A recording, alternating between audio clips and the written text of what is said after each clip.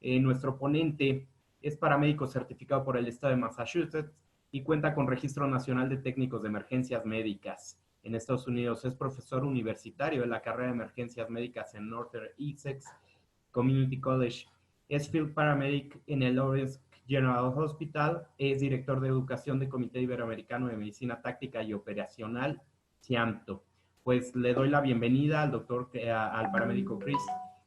Por favor, Chris, si eres tan amable, eh, dar inicio. Adelante, Chris, por favor. Ok, perfecto. Como ya mencioné anteriormente, mi nombre es Christian Godin, soy paramédico en Estados Unidos, específicamente en el estado de Massachusetts.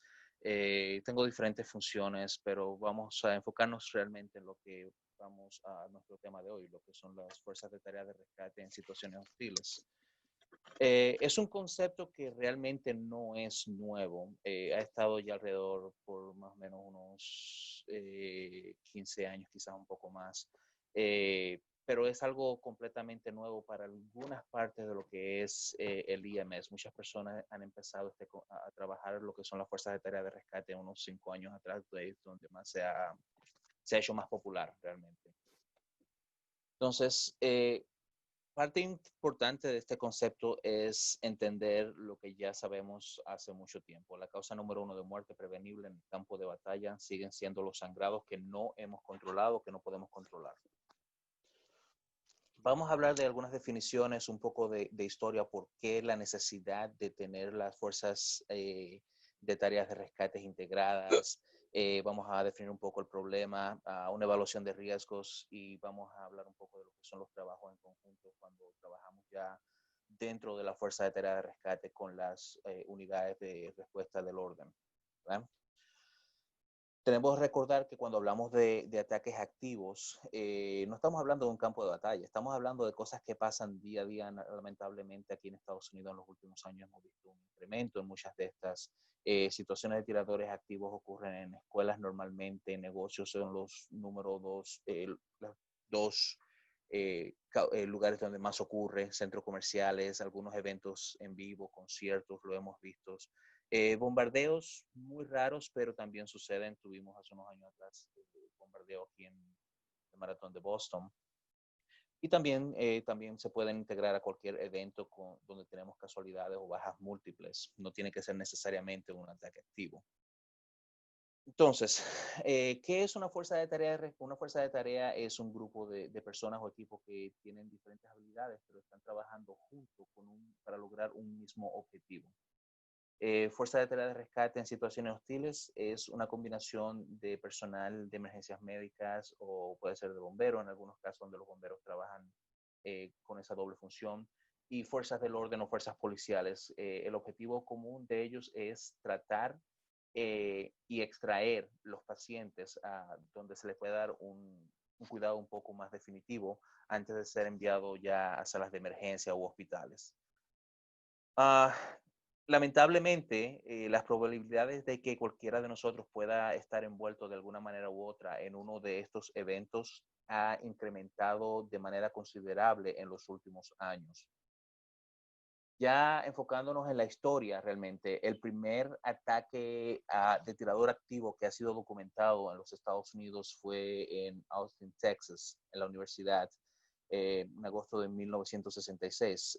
Una persona, fue un militar, no sé qué sucedió, realmente no he oído mucho entre qué le habrá pasado a él, pero decidió subir a la torre y empezó a disparar desde allí a todas las personas. Hubieron 16 personas muertas, 32 personas heridas.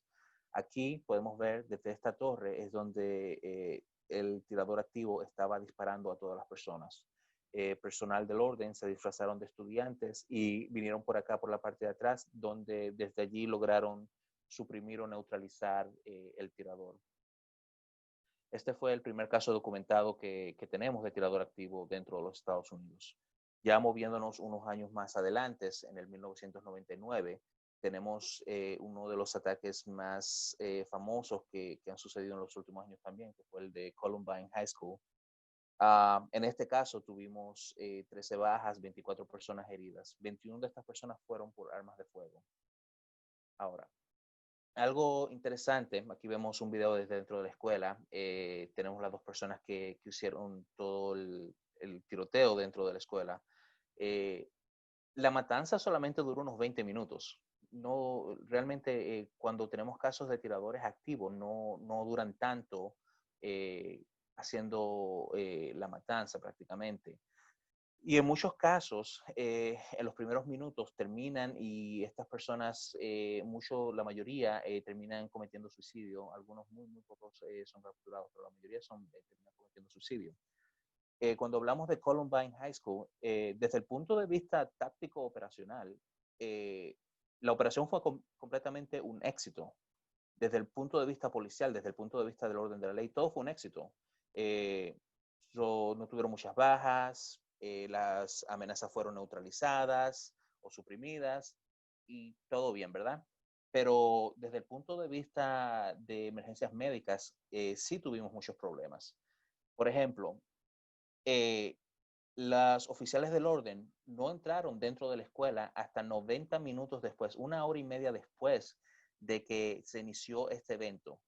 ¿Se recuerdan? A los 20 minutos más o menos, ellos decidieron quitarse la vida, entonces tuvimos un lapso de tiempo tremendo donde personas estaban muriendo desangradas, ¿verdad? Esto fue lo que se logró ver. Una de las fotos de la escena, tenemos una persona fallecida acá, oficial de la ley, tenemos personas acá, ¿verdad? Estos son partes de la escena de Columbine también. Como mencioné anteriormente, desde el punto de vista operacional, táctico, SWAT, fue un éxito, realmente, completo. El problema fue desde el punto de vista de nosotros. Los tiradores activos terminaron la matanza 20 minutos, caminaron por la escuela otros 30 minutos y a los 50 minutos ellos mismos decidieron quitarse la vida. La escuela no fue evacuada completamente 3 horas y media después realmente. Pero la primera fuerza de choque o de contacto que entró en la escuela de la parte policial, el equipo SWAT, no entraron hasta 1 hora y media después. Por lo tanto, a este punto ya tenemos suficientes bajas. Personas murieron instantáneamente por las heridas de bala, pero otras personas, como por ejemplo William Davis Sanders, murió desangrado, ¿verdad? Un profesor que estaba junto a él en ese momento escribió este letrero, dice, I'm bleeding to death, estoy sangrando hasta morir. Y es exactamente lo que pasó, porque nadie entró para atender a esta persona en ningún momento. Nadie puso un torniquete. Murió desangrado. 49 años tenía este profesor que murió. Como mencioné anteriormente, la mayoría de estos eventos de tiradores activos terminan sumamente rápido. Los primeros 10 minutos, con muy pocas excepciones, llegan a los 20 minutos. Pero también tenemos los casos que no son así, que se extienden mucho más tiempo. La mayoría de los autores, como mencioné anteriormente también, cometen suicidio. Muy pocos, bueno, porcentaje alto realmente, se rinden, pero la mayoría de ellos cometen suicidio. Duración aproximada de estos eventos, de 10 a 20 minutos. El normal son unos 12 minutos más o menos.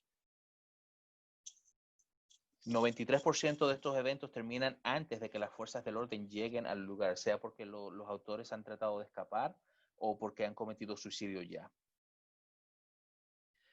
Aquí vemos algunas estadísticas de Estados Unidos. Tenemos un incremento tremendo. Desde el 2000 al 2018 tuvimos 277 casos de tiradores activos en Estados Unidos. Entre ellos tuvimos Sandy Hook, Pulse Discotheque, el tirador en Las Vegas. Tuvimos varios tiradores. En esos 277 incidentes, 884 personas murieron y otras 1.546 resultaron heridas en todo esto. Es algo que lamentablemente en algún momento u otro de nuestras carreras vamos a tener que enfrentar. No solo en Estados Unidos, han habido un incremento de estos tipos de ataques también en muchos lugares de Sudamérica. Y tampoco necesariamente vamos a hablar de tiradores activos. También hay protestas que están ocurriendo todo a través de Norteamérica y muchos países de Latinoamérica, donde también requieren este tipo de respuestas integradas. Como mencioné anteriormente, la mayoría de estos eventos ocurren en centros educativos, escuelas, universidades, y también en comercios. Entonces, ¿qué sucede con nosotros? Por ejemplo, yo cuando inicié mi carrera, muchos años atrás, se me inculcó en la cabeza, me grabaron en la cabeza, la seguridad de la escena siempre es primero. Primero yo, segundo yo, tercero yo. Yo no voy a entrar a una escena que no es segura nunca, ¿verdad? El problema es que cuando suceden este tipo de eventos, vamos a tener que entrar a una escena que no está completamente segura, pero la que vamos a definir como zona tibia, pero en su momento tiene cierto grado de seguridad que nos va a permitir a nosotros atender personas y evitar que mueran desangrados, ¿verdad? Esto es lo que sucede normalmente cuando se responde a esta escena. Se crea una área de staging, un lugar donde nosotros vamos a estar el personal de emergencias médicas, y se queda el personal de emergencias médicas ahí hasta que la escena no sea completamente 100% asegurada 2 o 3 veces por los oficiales de la ley. En este tiempo ya estamos hablando de que ha pasado quizás fácilmente una hora y media, como en el caso de Columbine Before, antes que nosotros tengamos algún tipo de contacto con pacientes. Esto va a aumentar el número de bajas. Esto es lo que estaba mencionando. Normalmente el personal de emergencia tiende a esperar en lo que le llamamos la zona fría, es la zona donde no hay ningún tipo de riesgo, hasta que la escena sea completamente asegurada. ¿Cuánto tiempo va a demorar en que se asegure por completo la escena? Podemos hablar de fácilmente una hora y media, hasta 3 horas y media. Otra vez el caso de Columbine fue cuando el tiempo que demoró en hacer la explicación completa de todos los pacientes. Lamentablemente, se nos ha grabado en la mente esto de que la escena segura debe estar ante todo, ¿verdad? Sí es algo bueno para nosotros en muchos casos, pero cuando hablamos de este tipo de situaciones, la escena no está completamente insegura. Tiene cierto grado de seguridad. Vamos a caer dentro de lo que son ya las fuerzas de rescate en un momento donde se va a explicar el porqué. Debemos de tomar en cuenta también que son zonas muy intensas, vamos a ver mucho sangrado, muchas personas heridas, ¿verdad? Aquí es donde vamos a definir nuestras zonas. Esto es la misma definición que vemos en las clases de TSC, TCCC, Tactical EMT, Tactical Paramedic, lo que son las zonas calientes, que es donde está la amenaza directa, la zona tibia, donde está la amenaza indirecta, hay cierto grado de seguridad en esta zona, y la zona fría, donde hay ningún tipo de amenaza, que es donde debería estar el puesto de mando unificado, la zona de staging, donde vamos a ubicar nuestras unidades, nuestros recursos, donde va a estar la zona de triaje y todo lo demás. ¿Qué sucede? ¿Por qué en muchos casos no queremos entrar en estas zonas tibias? Siempre decimos primero yo, segundo yo. Somos un poco reacios a ir a esta zona. Tenemos el miedo de que la amenaza pueda estar todavía ahí en este sitio, aunque haya sido neutralizada o suprimida al momento, ¿verdad? Muchas veces tenemos equipos o fuerzas de contacto, fuerzas de choque, que serían la primera ola de fuerzas policiales o militares que entran en la escena. Ellos no han completamente asegurado toda la zona en muchos casos. Debemos de evaluar nuestros riesgos. En muchos de estos casos que ha sucedido, realmente ningún personal de emergencias médicas, paramédico técnico de emergencias médicas, ha resultado herido en estos casos de tiradores activos, por ejemplo. Los casos que hemos tenido de heridas y bajas han sido normalmente policías o militares, no nosotros. Ya al momento en que entramos nosotros como personal de emergencias médicas, ya la zona está controlada por completo, ¿verdad? ¿Cómo vamos a mitigar los riesgos que podemos encontrar?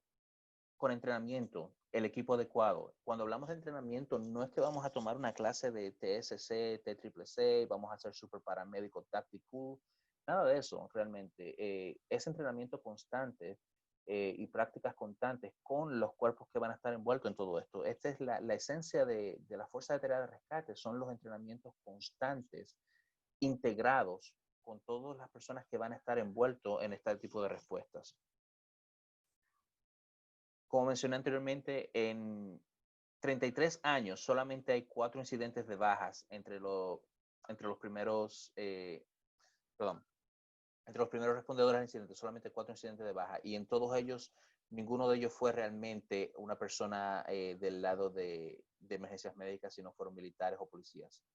4 respondedores con heridas significantes en Fort Hood, en el Sikh Temple, que fue atacado hace unos años atrás, y el Navy Yard también, que fue atacado hace unos años atrás. Todos miembros de las fuerzas policiales, ninguna del personal de EMS. Como mencioné también anteriormente, en muchos de los casos las personas que hacen este tipo, que cometen estos ataques, normalmente tratan de escapar o cometen suicidio antes de que lleguen las fuerzas policiales. Ellos tratan de evitarlas porque no quieren caer en manos de las fuerzas policiales, obviamente. No deben esconderse. La motivación de ellos es matar a quien a quien no pueda defenderse o quienes estén desarmados realmente. Y tienden a rendirse y cometer suicidio. Como mencioné anteriormente, en la mayoría de los casos cometen suicidio antes de que sean atrapados.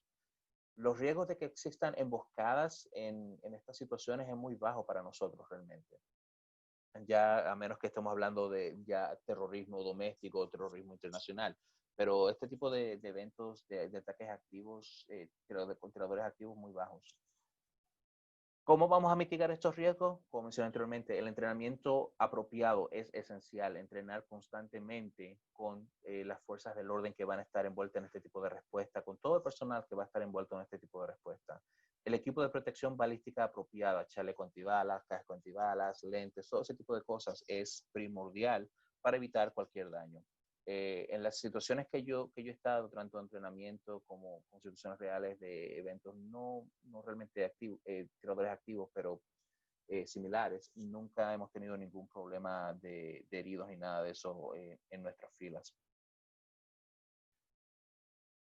Debemos de entender también que cuando trabajamos con las fuerzas policiales, el trabajo de ellos es detener la matanza. El trabajo de la policía en ningún momento es atender a las personas. Tienen dos trabajos. La fuerza de choque inicial que entra en el evento, el trabajo de ellos es detener la matanza. La segunda la segunda ola, que sería la que forma parte de la fuerza de tarea de rescate, el trabajo de ellos es proteger al personal de emergencias médicas. Ellos en ningún momento van a atender a ninguna persona. Algo un poco diferente a lo que sería la persona del paramédico táctico. El paramédico táctico en muchos de los casos trabaja dentro del equipo SWAT con la fuerza inicial de choque que entra. El trabajo de él no es atender a los heridos, el trabajo de él es atender en caso de que haya una baja dentro de su equipo. Esa es la diferencia mayor entre lo que es un paramédico táctico, en lo que es un paramédico o un TEM que está integrado en la Fuerza de Tarea de Rescate. Debemos de entender también que en muchos de estos casos los recursos van a ser limitados. No vamos a tener todo el personal disponible que quisiéramos en este momento hasta que nos lleguen las primeras unidades, reporten lo que está sucediendo y se pida backup y unidades adicionales al evento. Esto no es solamente de la parte policial, sino también de la parte de emergencias médicas. Por lo tanto, la prioridad para los policías, los primeros grupos de policía o de fuerzas del orden que llegan a estos eventos es detener la matanza. En este momento ellos no se preocupan de fuerzas de tarea de rescate, nada de eso. Ellos necesitan eliminar o neutralizar la amenaza antes de poder ya integrar fuerzas de tarea de rescate y empezar a tomar acción en relación a lo que son las personas heridas.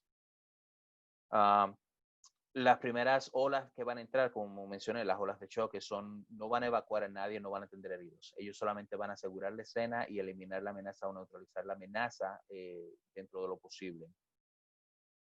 Muchas de estas personas que son potencialmente mortales pero no letales son dejadas a morir porque no es la prioridad de ellos realmente.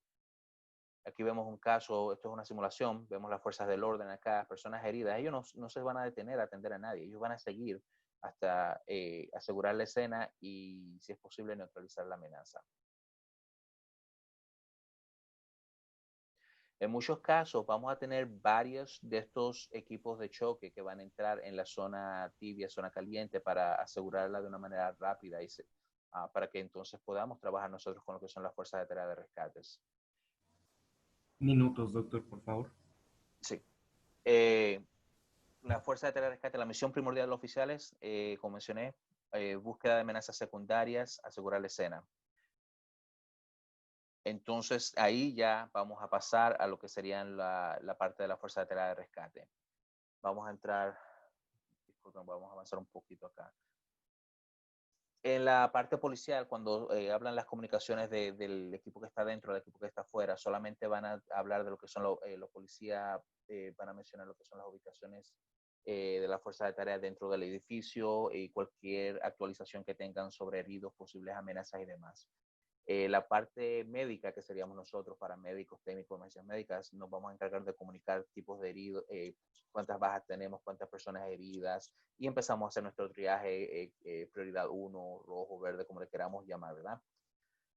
Se va a crear un punto de extracción donde las fuerzas de tarea de rescate van a extraer las personas, para las personas, el grupo que está afuera van a estar en esta parte para completar la parte de la extracción hacia lo que sería la zona de tratamiento, zona de triaje. Esto es más o menos un ejemplo de lo que sería una fuerza de tarea de rescate. Tenemos nuestro personal IMS, normalmente está compuesta por 2, 3, a veces 4 paramédicos, 3 policías más o menos. Siempre el trabajo de ellos es observar en todos los lados, asegurar que este personal que está trabajando acá esté completamente seguro, que no haya ningún tipo de amenaza para ellos. Ellos no van a salir a buscar a nadie, a ninguna amenaza, no van a... El trabajo de ellos es permanecer siempre 100% con la fuerza de tarea de rescate. Como mencionamos anteriormente, lo mencionó Marcos, este concepto se inició en Arlington, Virginia, y fue una respuesta a la necesidad de estos ataques de tiradores activos, creado por la policía, el cuerpo de bomberos, que ellos son quienes hacen la parte de emergencias médicas también. Y se ha ido expandiendo al punto de que ya prácticamente muchas agencias federales, estatales, apoyan este concepto por completo, desde Homeland Security, la Asociación Internacional de Jefes de Bomberos, todos ellos apoyan este concepto. Entonces, el tiempo es esencial en la Fuerza de Rescate. Queremos tratar de apoyar y salvar más vidas posibles. Obviamente, detener las hemorragias es lo primordial.